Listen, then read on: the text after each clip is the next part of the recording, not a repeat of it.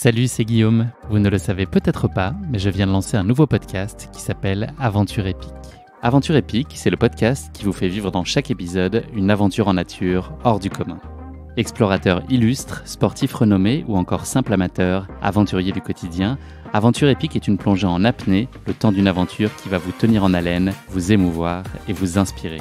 Les disciplines que vous pourrez retrouver dans Aventure épique: l'alpinisme, l'exploration, l'escalade, le parapente, le vélo, la natation, la voile, le ski et bien d'autres encore. J'espère que ce nouveau podcast vous plaira. Vous pouvez le découvrir dès à présent en tapant Aventure épique sur votre plateforme de podcast favorite. Et n'hésitez pas à vous abonner pour être sûr de ne manquer aucune aventure épique à venir. Je vous propose de découvrir à titre exceptionnel dans la chaîne Course épique un extrait de ce podcast avec l'aventurier explorateur Mathieu Torder qui nous parle de son expédition jusqu'au pôle Sud. Et si vous souhaitez retrouver l'épisode dans son intégralité, rendez-vous sur la chaîne Aventure épique. Bonne écoute.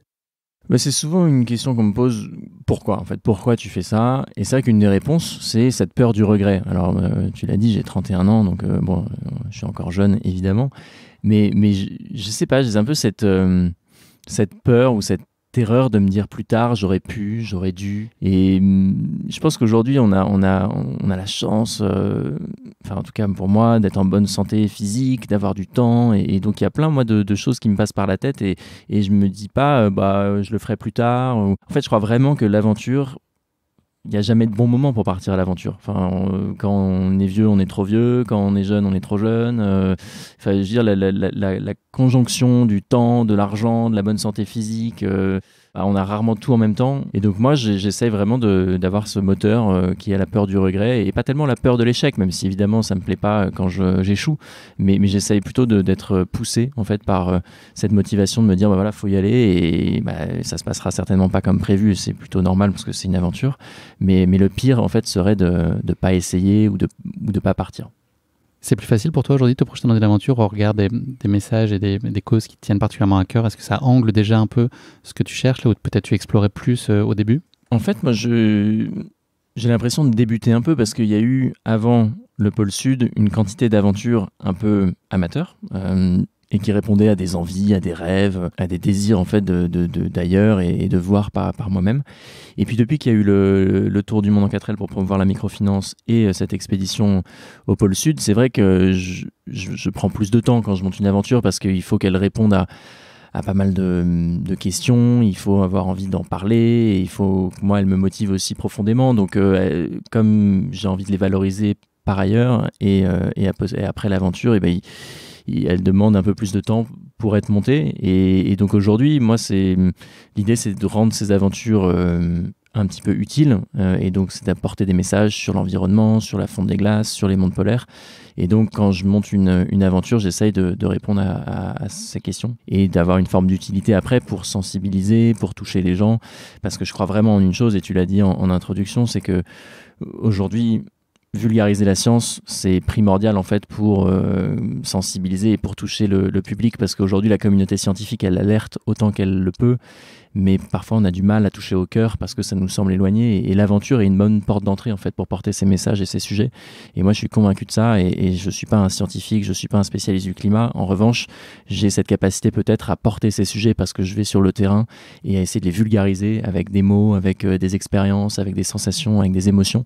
Et ça passe par des conférences, ça passe par des films documentaires, ça passe par des livres, et ça permet de toucher les gens parfois au cœur, et parfois ça fait changer des idées préconçues, ça fait réaliser certaines choses à des gens, et là moi je me sens utile à ma hauteur, à mon échelle. Donc aujourd'hui les expéditions, j'essaye de les créer comme ça. À quel moment tu te dis ça y est, là je dois y aller? À quel moment tu as la conviction qu'il faut avoir réuni quoi? Et est-ce que tu es très impulsif dans ces choix-là, ou au contraire c'est un long processus très réfléchi? Tout dépend en fait de la difficulté de l'expédition, de l'engagement qu'elle représente, du terrain aussi. Ça peut être un peu impulsif quand c'est quelque chose que je sais faire, c'est-à-dire prendre des sacoches, les mettre sur un vélo et partir à l'aventure. Mais quand on se dirige vers des géographies plus difficiles d'accès, avec des dangers, non, on part pas de manière impulsive du tout, ce serait une grosse bêtise.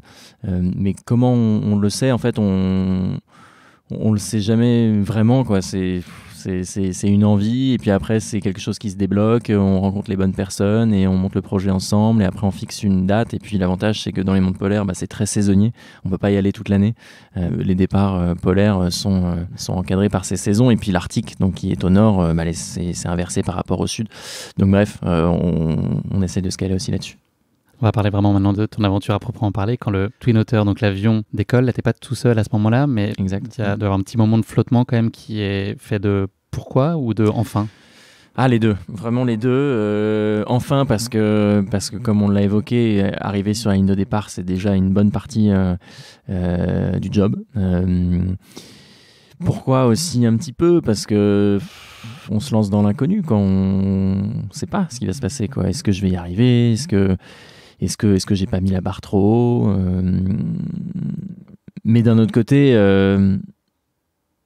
en fait, j'avais envie d'être nulle part ailleurs. Mais c'est comme quand on se lance dans quelque chose d'inconnu, de nouveau, on a plein d'appréhensions et c'est normal. Et je pense, comme je l'ai dit, elles sont saines.